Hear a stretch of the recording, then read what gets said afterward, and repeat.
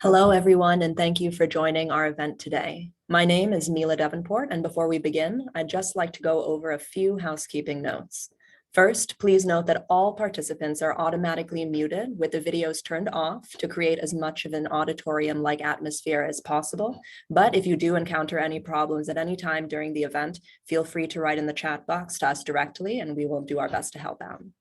Also, for those of you who would prefer closed captions, please refer to your taskbar at the bottom of your screen where you should see the CC button that can enable that function. Now, we've collected some really great questions from many of you already, but we will also be accepting new questions during the discussion. So please click on the Q&A button at the bottom of your screen, also as part of your taskbar, to submit a new question at any time during the event.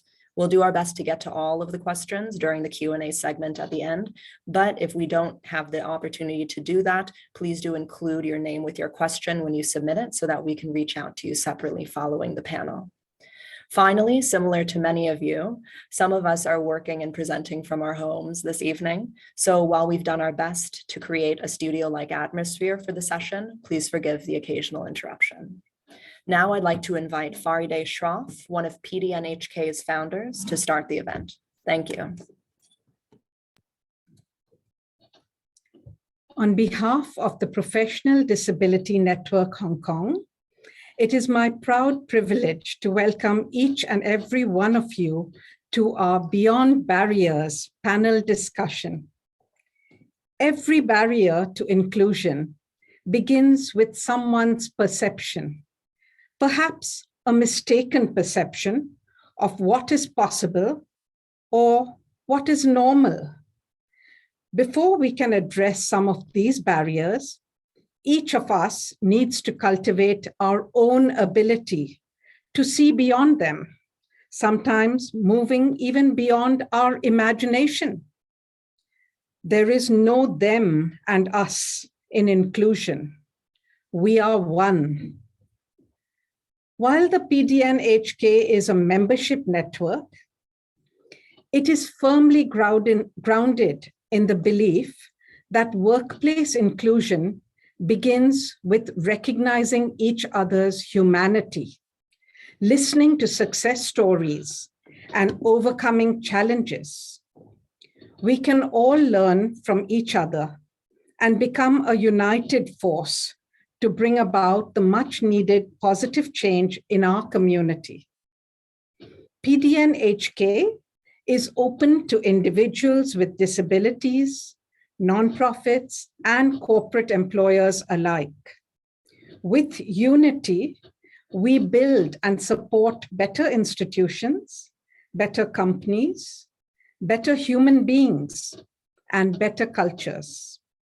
If you would like to join this network, please reach out to us directly, spread the word to others who may be interested, and do visit our website at pdnhk.org to learn more. Today, we will be hearing from our speakers on a variety of topics, including their personal stories, which I'm sure will inspire us on ways in which we can all learn to break away from societal barriers. I invite you to listen to these stories first and foremost, not as professionals, but as human beings.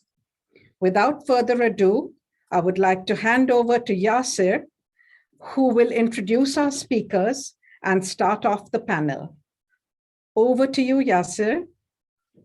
Thank you so much, Farid. It's such a pleasure to be here. And thank you also, Miller, as well. It's so brilliant to be able to partake in this event for the Disability Network of Hong Kong. My name is Yasser. I'll be chairing the event today. And it's we're really, really fortunate to have two brilliant speakers. Firstly, Isaac Harvey.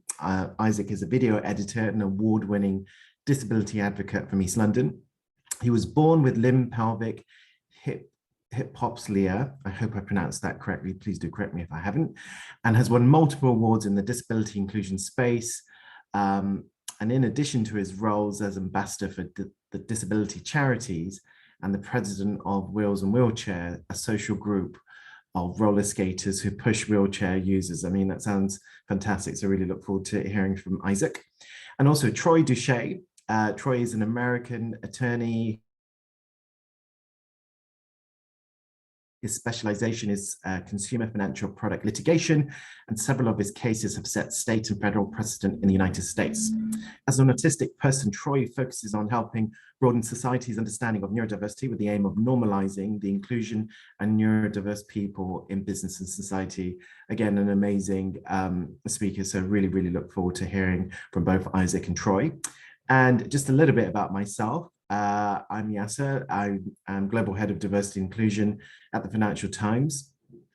This is a subject that's very much personal to me. I have a number of disabilities, and I grew up with speech impairment and also mental health disability as well. So it's something quite personal to me, and I've always been very reluctant to talk about it, and it's always been something which has been secondary and sort of the third part of my identity. And having opportunities to speak to brilliant speakers like Isaac and Troy is such a great opportunity. So before I move on to speaking to Isaac and Troy, introducing them, just want to let you know that we have plenty of time for Q&A.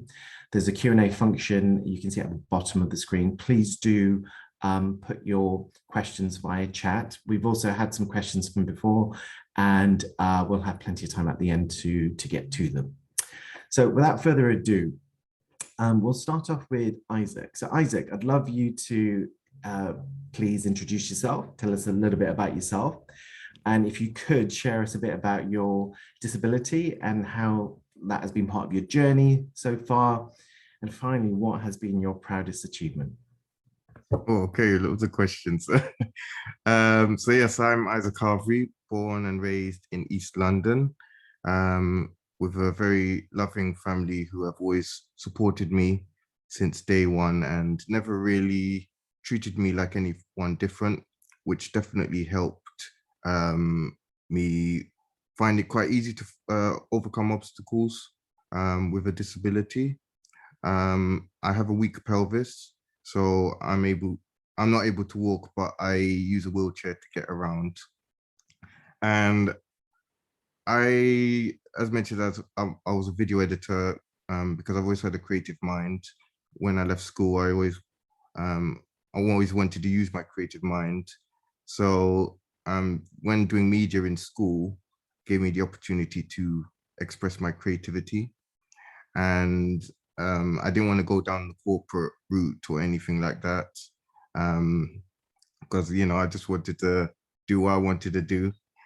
And I did start making videos on YouTube of my adventures and what things I could do with my disability. So that was skiing, skydiving, tall ship sailing. I would film it all, vlog it, and just show the world. And loads of friends and family, after watching these videos, were saying, "Oh, why don't you talk about disability more in your videos?"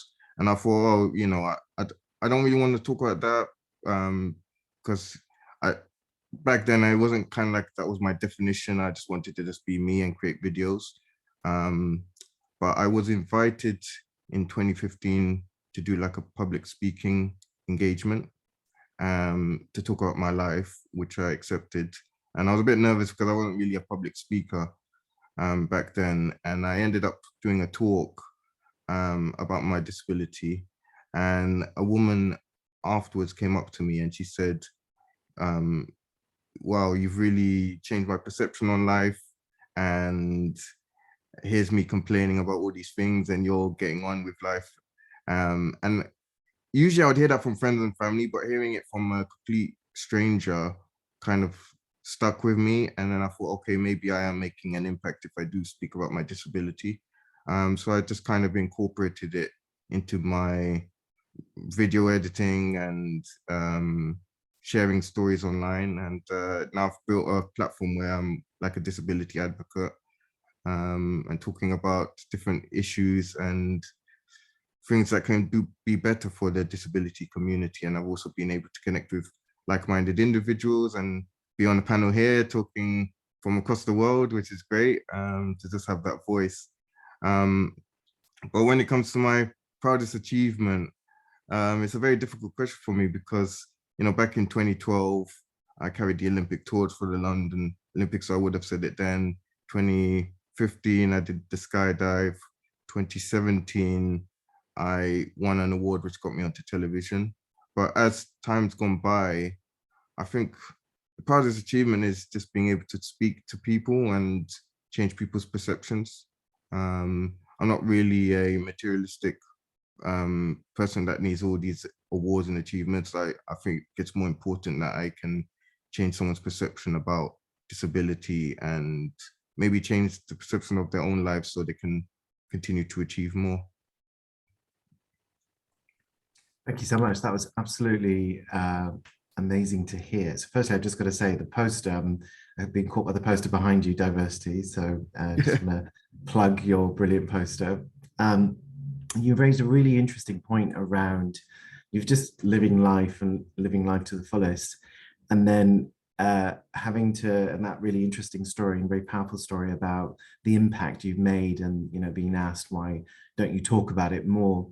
So that's a really interesting point I will pick up with both yourself and Troy around just being yourself, but then also being thrust to be a role model and to talk about your disability to help others. So thank you so much for sharing. I really, really appreciate that. And so Troy, we'll bring you in.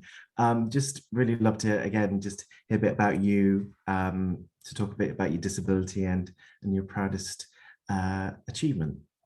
Yeah, sure. Well, and thank you for the opportunity to be here and talk with Sensation Foundation and raise a little bit more awareness of disability. My name is Troy Doucet. I am in Ohio, in the United States, Columbus, Ohio. I'm autistic. I'm also ADHD. So my disability is more invisible to most of the people that have known me my entire life. I am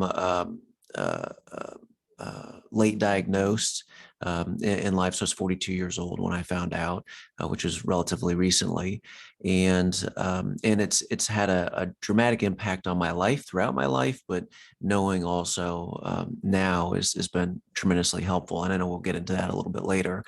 My story, my background, I grew up in a military family. My father was military here in the United States and moved around all my life every few years. And I always had difficulty fitting in. I always assumed because it was moving, and lo and behold, there was a little bit more to that than just moving around.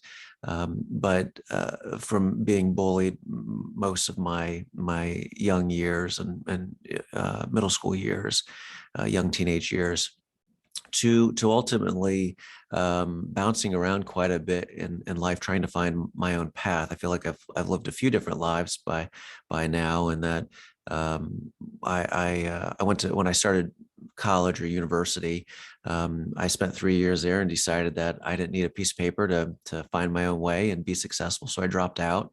I started a couple of businesses. One was fairly successful for a period of time, but it grew a little bit too fast and imploded. So I ended up in bankruptcy and foreclosure and divorce shortly thereafter. I was married at the time. When I was 25 years old, 26 years old, needed to do something else with my life at that point in time, move on and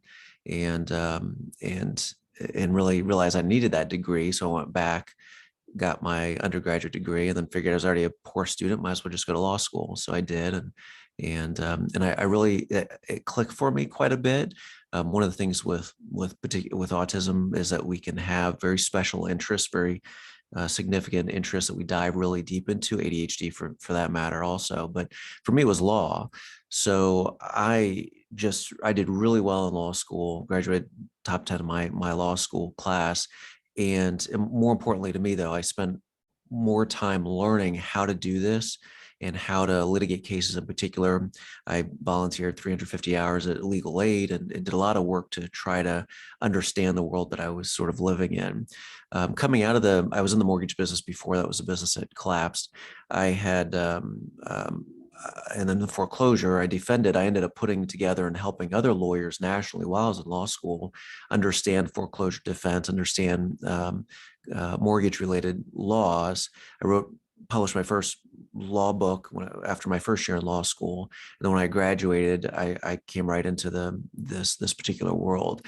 I've worked for different companies. I know that was on the list of things that over my life, and some of them I've spent longer periods of time at others, and we can get into that. But when I was coming out of law school, despite what I had done in law school and how well I was doing, it was I didn't get a job. No, I wasn't hireable. So I ended up having to sort of create this area of law. It was 2010 when I graduated law school 12 years ago, and then came into this and have done relatively well with it, with case law and precedent that we've been able to set.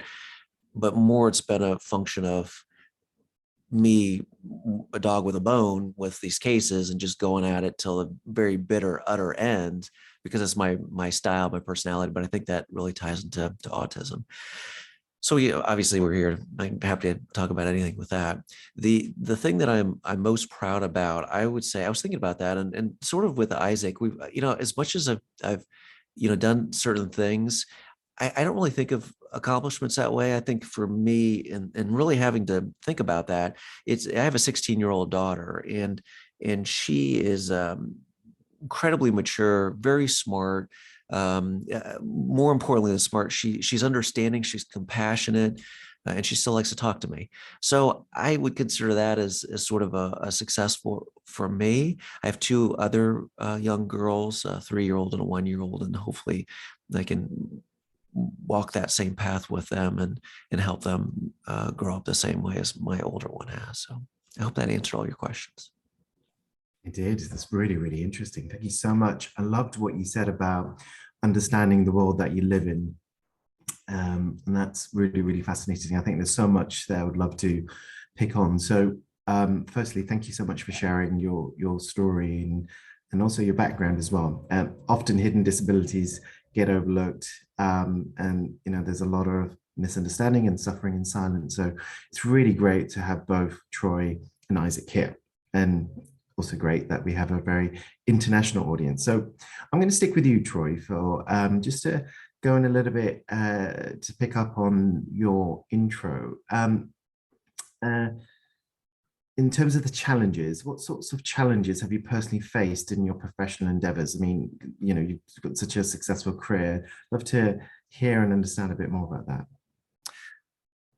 Well, so autism is a neurological wiring of my brain that is different than other people. About 2% of the population are neurodiverse, autism being a part of neurodiversity, as well as ADHD and dyslexia and other dyspraxia and others. But so the way that my brain works is fundamentally different than other people, in that I approach life and situations differently, and I get so that ties into my challenges have really been on everything. I mean, I can sit down and work a case. I can see a path from beginning to end for a legal case, and know exactly what needs to happen and where it needs to go. But it's sort of on my own, right? What I can run into issues with is now I have to go explain this to a judge that doesn't know anything about my particular area of law, maybe doesn't have any interest in it, and in framing that and understanding where that judge is coming from, or even opposing counsel, it can be has created challenges for me. I know what the law is, and I without sounding brash, I know I'm right, but I need to be able to put that in terms of things that sell. There's a saying in law: bad facts make bad law, right? What that means is that if you have a case and and your client isn't really great, or the facts aren't really great. I represent people who face foreclosure for the most part. So my clients haven't been paying their mortgage, and for me to go into court and say, hey, judge, yeah, just because somebody has fallen on tough times doesn't mean the bank has to do whatever they want to do. There's still the rules that have to be followed. So my construct is all about these rules, and when we get stray away from them, it can create real friction for me. So it's been all over it's been with that. growing up and not knowing how to deal with kids or, my peers and not knowing what to say or how to act has been a problem. For me, my big gaping hole is the social side of things. And this is a lot for a lot of autistic people, but is that I don't know necessarily, I can't read the room naturally. I have to learn it. So I have to go through each individual experience and say to myself, okay, that didn't work. Okay, that did work. Okay, I shouldn't say this to that kind of, this person. Okay, now I can't. And I end up with this construct in my head over my whole life. It makes it really difficult in the beginning. That's why you get bullied, is because you don't know. You don't have that construct. Later in life, you can build it, put it together. But I still have these gaps that are difficult to fill. And I'd imagine in your professional context, you probably don't have the time to read the room and to ask and get people to obviously understand where you're coming from. So that must have been a bit of a challenge as well.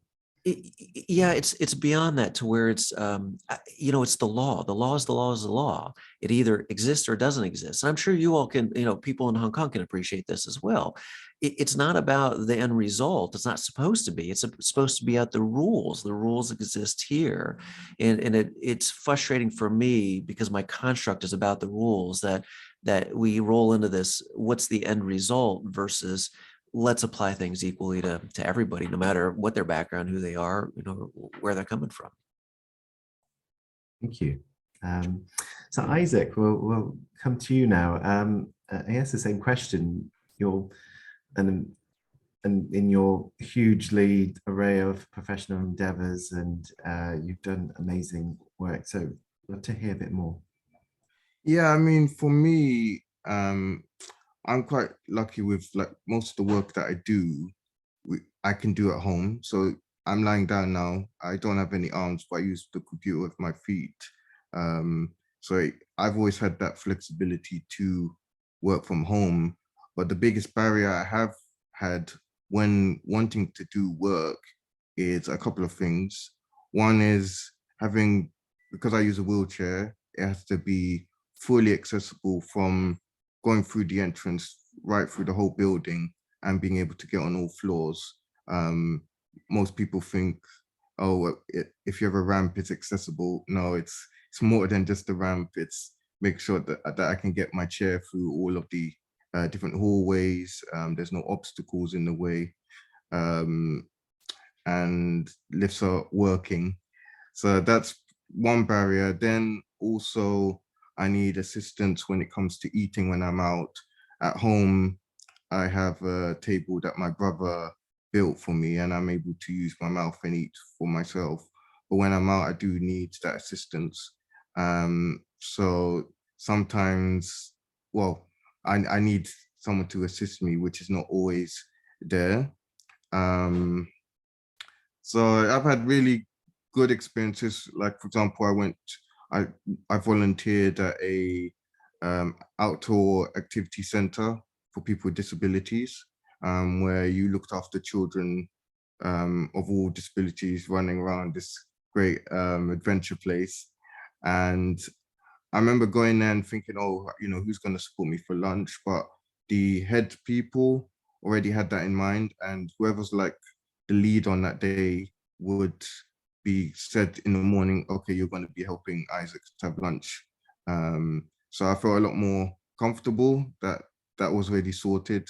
And in my current local charity, where I do videos for them, they help me with the camera and I take the footage home. So that's very helpful when those things are put in place and they kind of make those changes before I even get through the door. It's just having that understanding.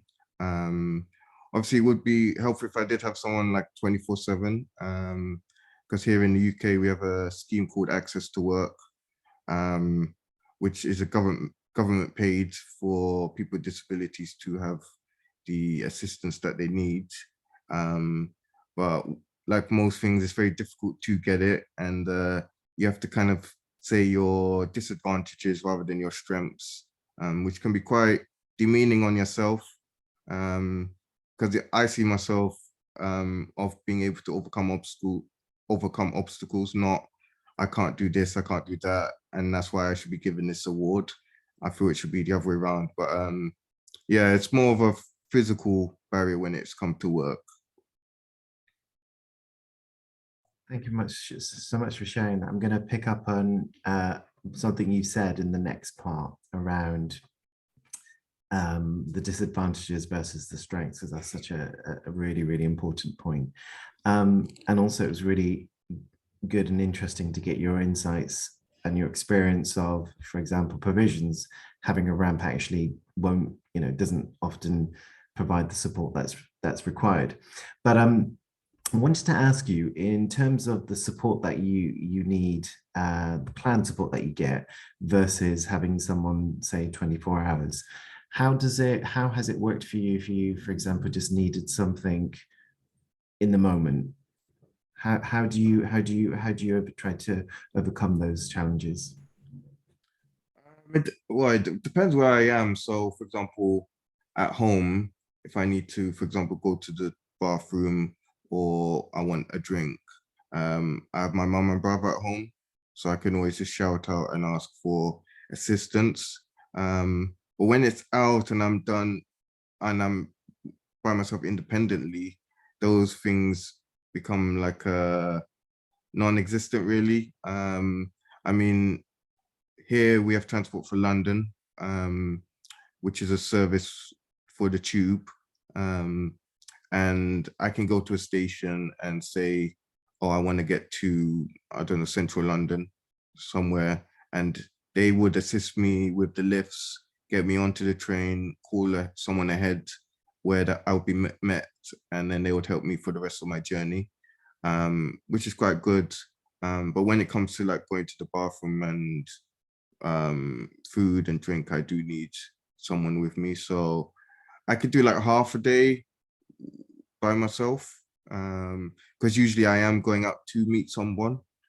But if I'm not, then I can't do a full day just by myself. I do need someone with me to be able to do these things. Great, thank you. So I'm going to keep you here for a second, just again picking up what you said about the we're going to move to an organizational context in terms of inclusion for disabilities for people at work. And you talked about people viewing disabilities as a disadvantage as opposed to strengths. I'd love to hear a bit about your views around the main barriers you see and you experience yourself and through your work for exclusion or lack of inclusion for disabilities in the workplace. I think the biggest barrier is based on assumptions and people not wanting to listen to those with disabilities. Usually when it comes to accessibility features, they assume it, like I mentioned earlier, they assume it's just a ramp to get into the building, but it's more than just a ramp. People don't talk to people with disabilities, which means they end up fixing something. We say it's wrong, and then they have to redo it again. And it's like, you could have asked us in the first place, because we are here to speak and we are here to help your business. We're here to help your organization. So I think, yeah, the biggest barrier is people just being quite closed-minded. But it's also, I also believe us with a disability have the responsibility to also educate people and tell people how it's done. And nowadays, because of so many disabilities, it's now seeing it from an individual perspective. Because, some people come to me and think I can talk about all disabilities, but, I don't know a lot about all disabilities. I couldn't tell you anything about autism. I can only talk from my experience. And I think that's where a lot of individuals need to be on these panels and be asked these questions to make the real change for everybody. I loved what you said about don't make assumptions. There's so many different types of circumstances, disabilities, and actually it's great. Now we're going to bring in Troy, because Troy, Isaac talked about UK context, access to work. I would say it's completely different in the US, different challenges. So I'd love to hear from you about barriers to inclusion at work from your context. Yeah, it's interesting, and in the companies that I've worked for, and especially because I'm late diagnosed, it's my issues have been less about ability and more about how I have communicated ideas and concepts. I can even be in so in past jobs that I've had, I've had strife or conflict with bosses because um, uh, I want to try to communicate something, but I'm not doing it in the best way, and or I'm an organization, and um, and I tend to be quiet for a long period of time until I have some idea of sort of figured it out or figured out a path forward for myself, and that can cause challenges. So I say all that because in the employment context, in thinking about how to improve. Um, the lives of people who have maybe more invisible disabilities or unseen disabilities, it's just have a little bit more compassion and kindness. How do you institutionalize change across the board for all people with disabilities is really to maybe assume that everybody has a disability. Maybe walk into the world and say, I'm going to assume everybody's coming from the best place, that they mean well no matter what they're presenting. And from a top down perspective, from organizational structures, from the CEO down, is to approach situations with their staff and create a culture and environment of kindness and acceptance and understanding of people who maybe or certainly look different, but also act different. Maybe you don't know exactly why, but it's worthwhile to feed into that. I think there's some specific things institutions can do, organizations can do. I think one is to have somebody who's neurodiverse um, in HR as part of the hiring process, the interviewing process, and even as a resource for people who are at the organization who are neurodiverse and need the kind of support that other neurodiverse people can provide. As I say, the way that I think is differently, but it's fascinating to me that I can sit down with other people who are neurodiverse and we have a great conversation. It's like, wow, like fine. The first time I had that was this year with another lawyer here in town who was diagnosed autistic last year, and they didn't know their whole life, and we're sat down as an amazing conversation. And when we can connect with people like that, I think that helps calm people out, de-stress situations, as well as provide educational opportunities and context for individual employees. I would also recommend, if you have neurodiverse people that are open, create some kind of community within your organization, dedicate resources so these neurodiverse people can communicate with each other and feel like you're part of like they're part of a broader family and you care about, how they are. I hope that answers your question. That was along the lines of what you asked. Yeah, no, absolutely. And it's really great because what both you and Isaac are talking about is moving beyond the adjustments and the provisions and Right. looking at it from a very technical perspective to individuals, the humans, not making assumptions, showing compassion, engaging in continued dialogue, which often, sometimes I think with the nervousness around the subject, there's sections of society within the organization or within wider society will be quite ignorant, and there's others who want to do the right thing, they just don't know how to go about it. So it's about breaking down those types of barriers. It sort of leads on to the next question around moving beyond those barriers. So thank you so much both. Thank you both for sharing. But in terms of now, I guess, what would be your one wish to change, I guess, from a work context? So to make an inclusive workplace, considering we have such a vast diversity of disabilities, what would be your one wish each? And we'll start off with you, Isaac, for organizations to do in order to best set up an inclusive environment for people with disabilities? Well, I just want to go on to answer the question, to go on from what Troy was saying about, treating everybody as if they had a disability.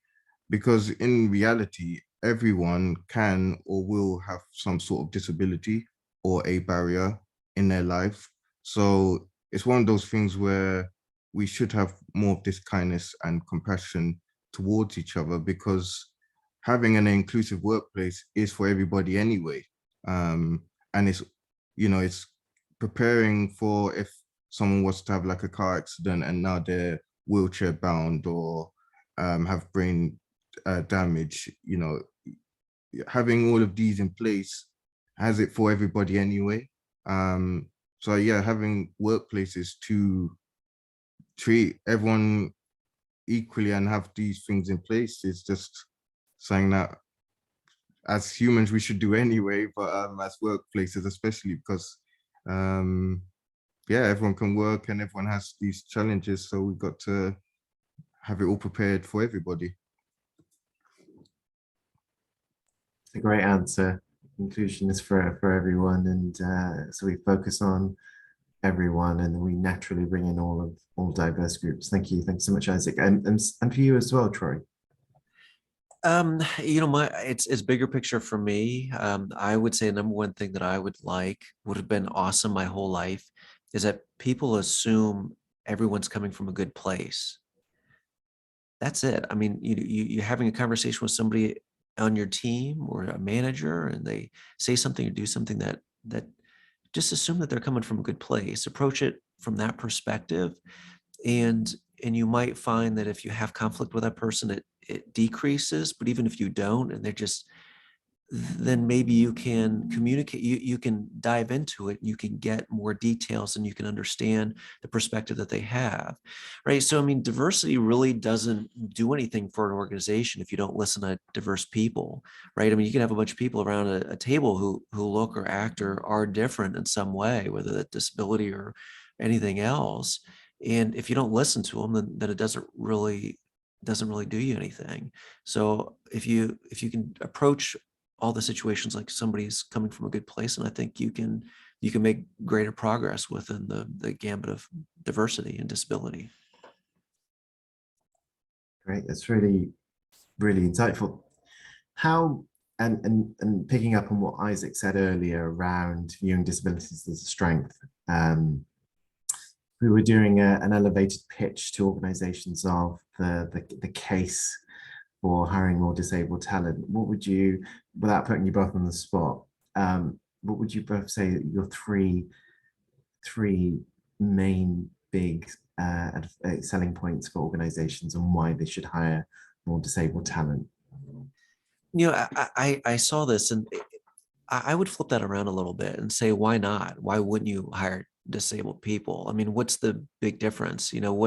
Okay, so some people think differently or are physically differently, and that's okay. I mean, we all have our challenges and strengths in life, and as do people who are autistic. Some people are autistic or have low support needs. I would be considered that level 1. Some people have very high support needs who are maybe nonverbal, and that's more level 3 of autism, 1, 2, 3 levels.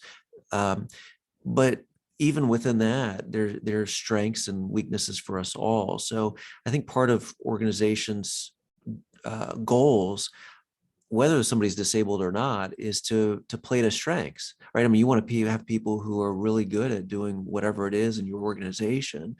Just find that, have a process for looking past the initial sort of barrier that you have in considering somebody who looks or is different or has a disability, and get past that, and then just look at everybody as a person. So I'm a big fan. My whole thing is normalizing autism. I'd like there not to be any concept that somebody is different, but rather somebody who's just has challenges that are a little different than other people might.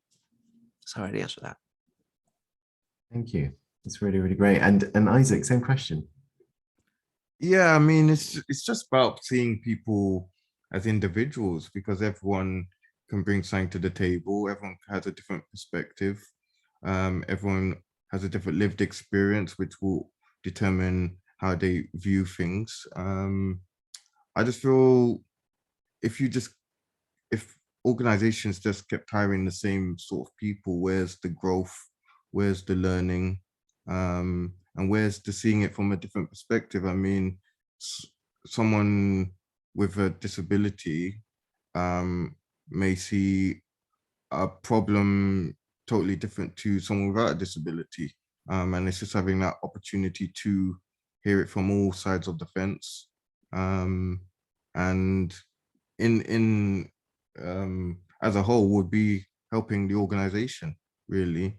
And I think that's it at the end of the day, really. Just getting as many people as possible from all areas. Thank you. That's really great. And also for the organization, what advice would you give? What tips would you give to those people in the organization to want, to try to make people with disabilities more included? What can they do? You talked about it before about, not making assumptions, seeing people as individuals, but what can they do culturally to make you feel included, and what, in a way, any tips that they can have to be an ally? Reach out to us and talk to us. I think that's the main thing, and it's why panels like this are important, because it's giving us an opportunity to speak to, I see 46 people here, hear it from a different perspective and be able to share stories. Yeah, I think just to be an ally is to just speak to us and see how it is. And for you as well, Troy, what advice would you give? Yeah, I have three ideas. One is certainly the top-down leadership, that you show kindness, understanding. The second is probably is neurodiversity in HR, right? So I think that job advertisements that are out there, if you include a paragraph at the bottom that says we are neurodiverse friendly, we encourage people who are autistic or neurodiverse to apply to our positions. I don't think you should narrow the positions either. I don't think you should just say, okay, we think science people or tech people or IT people should be, those positions are good for, for autistic people. Put it on the bottom of each advertisement, each job posting that you have. I would recommend that you actually have a dedicated person within your staff who is neurodiverse on HR as the recipient of those emails, to say in that paragraph, hey, if you're neurodiverse and you're interested, contact us at this address. And then that person should be involved with the review process, maybe even the interview process. If you have a tip off that somebody is neurodiverse, and the hiring people involved aren't used to dealing with neurodiverse people or aren't familiar with it, then you can have somebody in the room as either a sounding board, or not even not in the room, but as a sounding board, where the folks doing the interviewing can understand and get perspective from somebody who is like us. And then also with that, I think to support those individuals as they move forward in keeping that HR person accessible to the neurodiverse people, right? So you're just not looking to hire somebody, you're looking them to be successful in the organization. And I think if you have a point of contact within HR that does those things, that'd be good. One step above that is, if you do start hiring neurodiverse people, create a little community for them. It doesn't take a lot of resources to, maybe it's, a lunch or I don't know, whatever it might be, however your organization creates communities for that. So people feel a part of, a group, and then also part of the company. I think if you did that kind of thing and you had some neurodiverse people there, you wouldn't lose anybody ever, because at least not from our community, because it's just not heard of. People don't do that. And it means so much to people who have faced so many, especially social challenges in their life on accident. Some really brilliant practical tips there.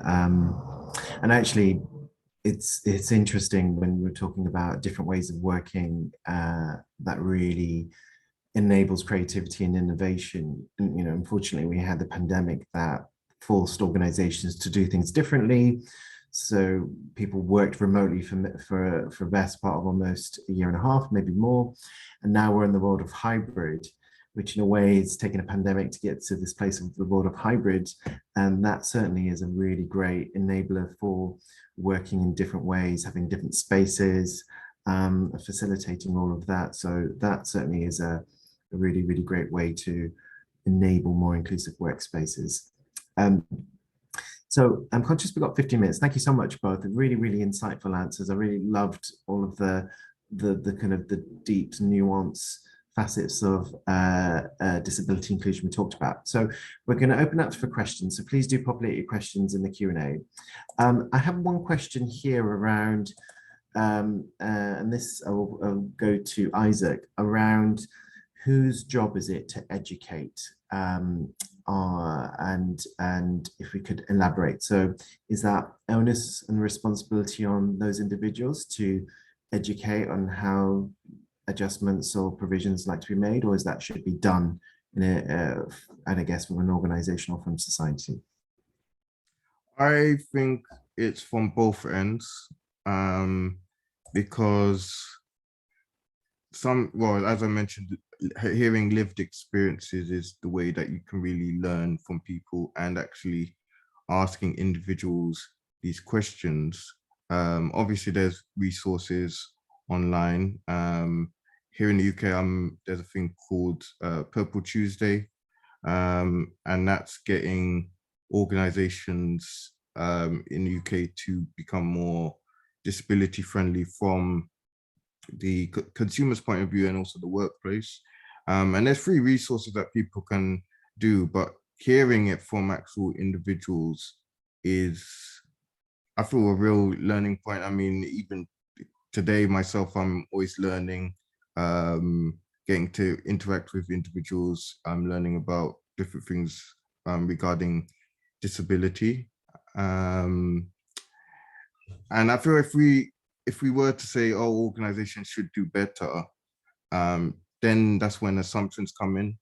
Because if we're not willing to teach people, then how are they going to know? I mean, if you're not exposed to something, then you don't know any differently. So it's kind of getting us to educate, but then for the organizations to then take it on board to then continue that education process, kind of like a snowball. So I think, yeah, we both got to work together. I mean, we've both all said it, you know, we're all humans, we got to work together, we got to be kind to each other and learn from each other for the better of everybody. It's a great answer, thank you. So Troy, I have a question for you. Interested in any tips on how, as a parent with a child with autism, how they can help find a career path that suits their skills and interests? I love that question. And I love the last piece of it that you said, that suits their interests. And I think that's what the key is. So, so many times what I've experienced in my life, even being bullied, when I was getting bullied, people say to me, well, why don't you try this, Troy, try that, do this, do that. It's like, wait a second, I'm the victim of bullying here. Why am I having to change who I am and what I'm doing? You know, should we look at the other side? And what's happening is that I'm a neurodiverse person. I'm an autistic person. I don't think in terms of neurotypical people. So what I have is a bunch of people who are neurotypical around me giving me ideas and suggestions on how to be neurotypical. And it's just not me. It's not how I can do who I am and how I act when I was a kid.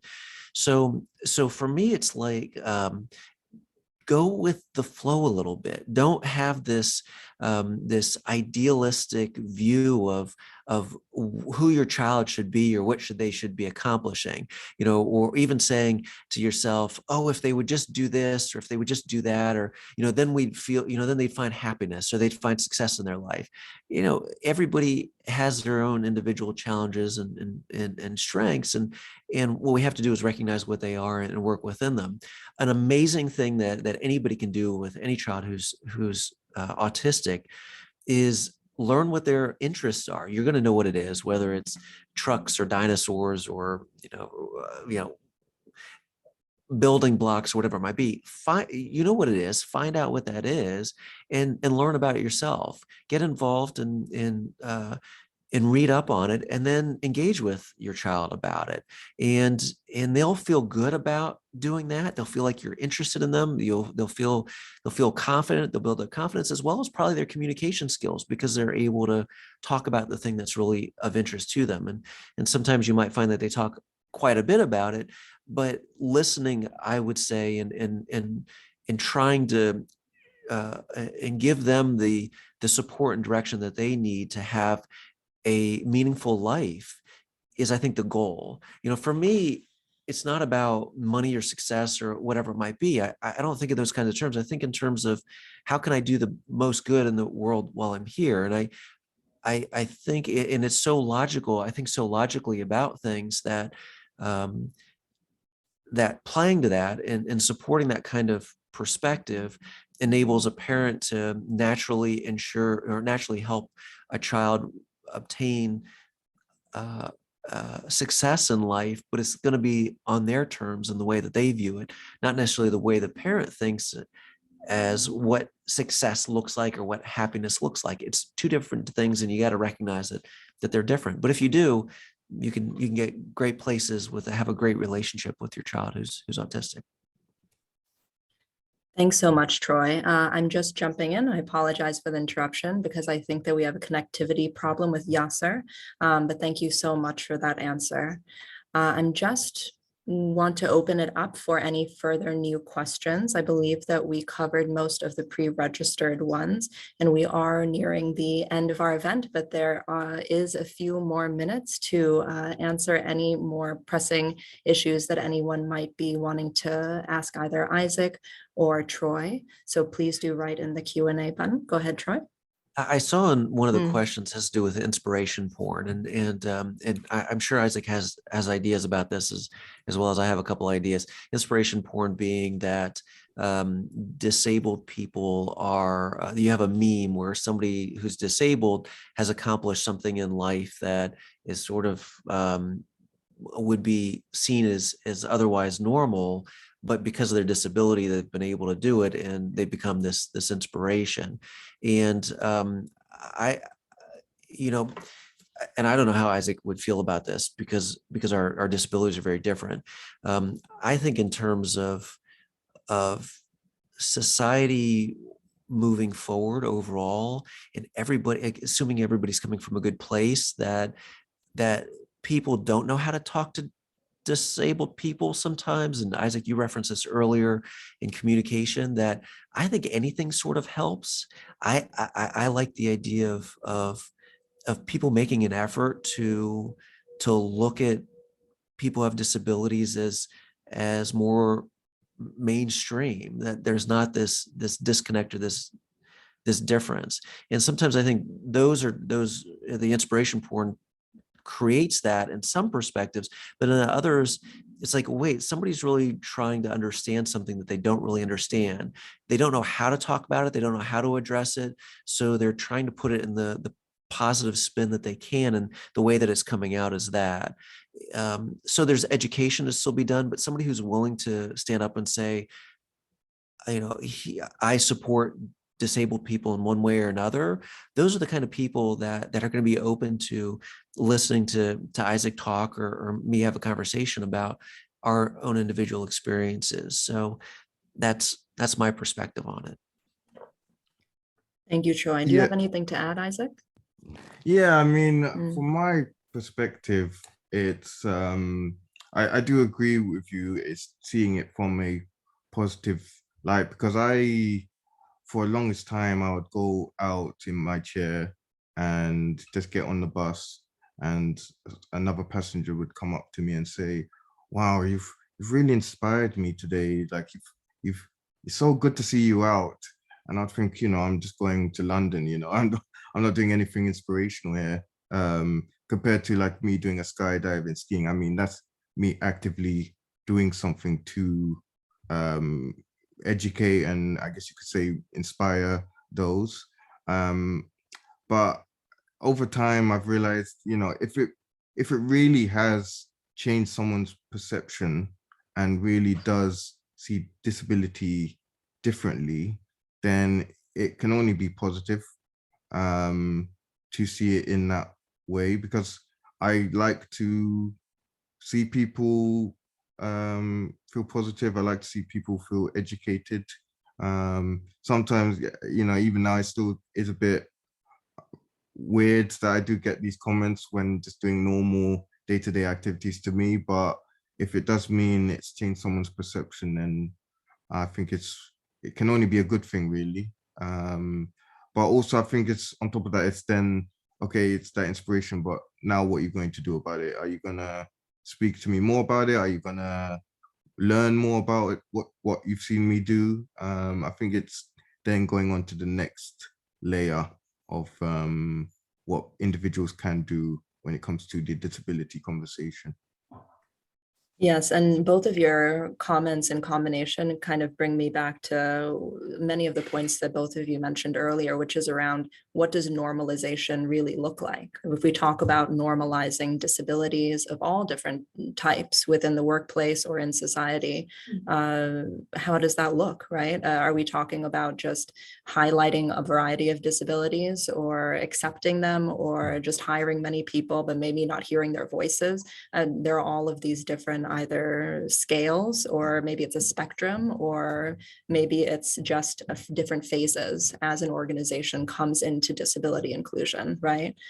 So I think this question of normalcy seems very subjective, but also very pertinent, and maybe something that each organization needs to question itself about and find an answer that's right for them, right? Now, I just want to briefly, we have 2 minutes and we do have a 4th question. Thank you, Jackie. So Jackie is asking, what advice, I think this is mostly to you, Troy, what advice would you give to an autistic employee who is struggling with a line manager specifically, who doesn't understand autism nor the challenges associated with neurodiversity? I love this question because I think everybody on this call should be thinking about that question. What does that person do in your organization? If you run an organization, you're listening right now, what does that person do in your organization? If you have an employee who has autism and has challenges associated with it and has challenges with a line person or a manager, what do they do? Where do they go? Who do they talk to? That I think is an individual organizational question that people should think about. My response would be to go to somebody in human resources who might be able to provide greater education or understanding to that manager who might not have it. Also depends on whether or not you're open about autism or not, right? There are a lot of people who are scared to death about telling their employer about their autism because they're afraid people are going to treat them differently or they'll get fired. What do you have in your organization to confront that? Ultimately, Jackie, I think you've got to go through the steps set out by your organization, and if your organization's not willing to take you seriously or make changes, then maybe it's time to look for an organization that would. Thank you, Troy. We're just about out of time. And hi, Yasser. Maybe I'll hand it back to you briefly and before we do the closing. Thank you. So sorry, is the not so wonders of technology. Technology is brilliant, but I froze and then I completely lost my connection. So apologies for that. And I know both Troy and Isaac were mid-conversation. Just want to say, I'm conscious of time. It's been an absolute pleasure to have met you both. And thank you so much for sharing so much, so openly, because I know it takes a lot emotionally to talk about your own experiences, ultimately to help others. So thank you so much for sharing. It's certainly been inspirational for me. And hope we've had really good Q&A. Look forward to seeing the recording after. And I'll hand back to Fareed. A heartfelt thanks to our eminent panelists, Troy and Isaac, for sharing your personal stories, and to our moderator, Yasser, for his time in supporting our work. Thank you, Financial Times, our media partners, for joining us on this inclusive journey. It means a lot to have your support. It has been a very insightful discussion, and we hope our participants found this webinar useful. I would also like to thank our partners, JLL, for their ongoing support and providing us this beautiful venue to work from. For those of you whose questions were unable to be answered tonight due to limited time, we will be responding to you via email in the upcoming days. A feedback form has been opened from your browser right after this event. We would be grateful if you can take a few minutes to just complete that, please. And if you would like to learn more about PDNHK, please visit our website at pdnhk.org or just reach out to us directly. Thank you once again for joining us, and we look forward to seeing you in our future exciting events. Take care and all the best.